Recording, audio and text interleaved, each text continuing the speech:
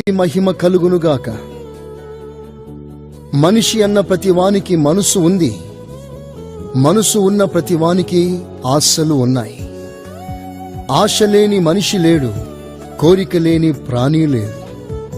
అడుక్కునేవాడు మొదలుకొని అధిష్టానంలో ఆధిపత్యం చేయువాని వరకు ఎవరికుండవలసిన ఆశలు వారికున్నాయి. కొందరిది ధనాశ, కొందరిది పేరాశ, మరికొందరిది పదవి ఆశ, విదేశాల్లో చదవాలనే ఆశ, ఇలాగూ ఇంకెన్నో. అయితే యేసు రక్తంలో కడగబడిన వారి సమూహంలో ఉన్నత జీవితం చేయుటకు ప్రత్యేకింపబడిన ప్రతిష్ట సమూహంలోకున్న ఆశలు చాలా ప్రత్యేకమైనవి. అది క్రీస్తు ప్రత్యక్షమైనప్పుడు ఆయన ముఖ దర్శనం చేయుటయే.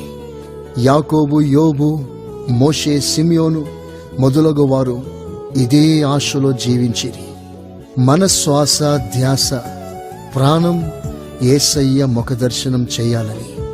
ఇందుకు దేవుడు మనలను సిద్ధపరచునుగాక. Amen, amen, amen.